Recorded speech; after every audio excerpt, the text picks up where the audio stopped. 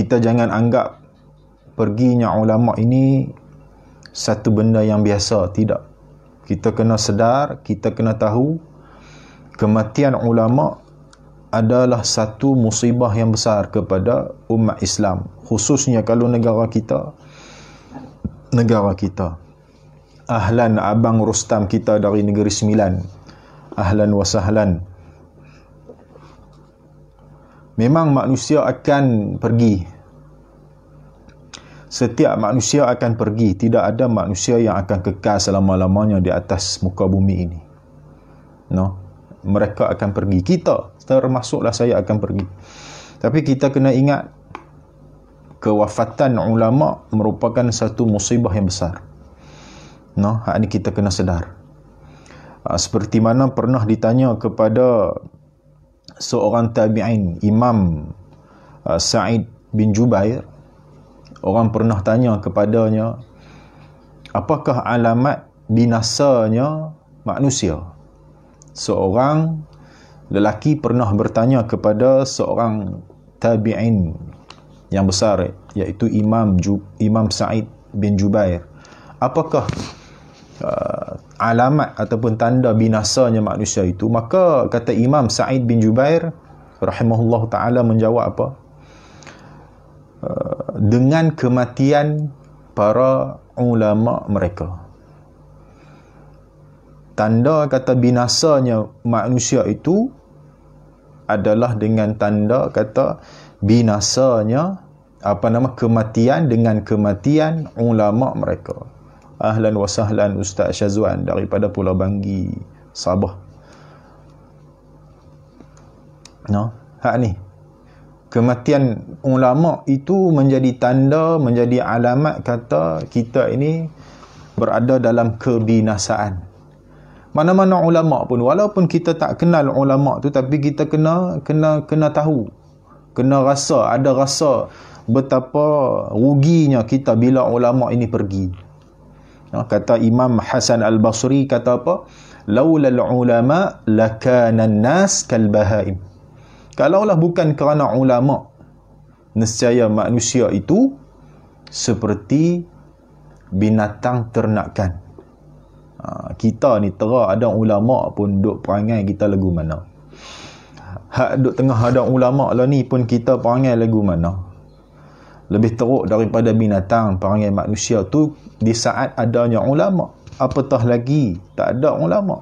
Maka makna kata Imam Hasan Al-Basri ni sahih. Laulal ulama lakana an-nas kal bahaim. Kalau bukan kerana ulama, nescaya manusia itu seperti binatang ternakan. Hak ni kita kena sedar. Banyak lagi kata kawan tahu ulama yang menunjukkan betapa ruginya manusia, betapa kita ini ditimpa musibah. Seperti mana kata seorang tabi'in yang lain, iaitu Imam Abu Ja'far. Dia menyebutkan kata apa? Mautu alim ahabbu ila iblis min mauti sab'ina abidan. Matinya seorang alim, ulama lah, lebih disukai oleh iblis matinya 70 orang ahli ibadat. Nak menunjukkan kata apa? Iblis dia lebih suka kalau matinya seorang ulama berbanding dengan matinya 70 orang ahli ibadat. Sebab orang alim ni adalah orang yang berilmu. Maka bagi iblis dia menjadi satu keadaan yang susah untuk dia nak perdaya, kerana orang alim ni dia ada ilmu. Tapi dia tak rasa risau kepada ahli ibadat yang tidak ada ilmu lah. Maksudnya kat sini ahli ibadat yang tidak ada ilmu. Maka iblis lebih suka orang alim yang mati, sebab dia rasa aku ni orang kata apa, kalau dah tak ada orang alim, maka tidak ada lagi orang yang akan mengajar ahli ibadat ini. Maka aku boleh tipu ahli ibadat ini. Banyaklah contoh-contoh ahli ibadat kalau tak ada ilmu, bukannya ahli ibadat yang ada ilmu. iaitu ahli ibadat yang tidak ada ilmu, yang mereka ini buat ibadat tapi tak tahu hukum hakam, maka menyebabkan mereka ini senang ditipu oleh jin dan juga iblis syaitan. Ahlan wa sahlan sahabat saya Abang Rizal kita daripada Ipoh. Apa nama, senang ditipu macam mana? Contohnya orang hak duk pi rajin pi betapa kan. Orang hak rajin pi betapa di gua mana ke, naik gunung jerai ke, masuk gua mana ke, masuk hutan mana ke, duk pi betapa ni. Orang hak jenis ni kalau tak ada ilmu, dia semata-mata nak kira nak ibadat saja tapi tak berdasarkan ilmu, maka dia mudah ditipu oleh syaitan dan juga jin. Mai suara hatif, satu suara yang tidak ada, orang tak nampak siapa hak bercakap, dia kata hak ni rijalur ghaib. Dah lah, suara tu kata apa pula? Hang mulai hari ni hang tak payah dah nak sembayang sebab maqam hang dah tinggi.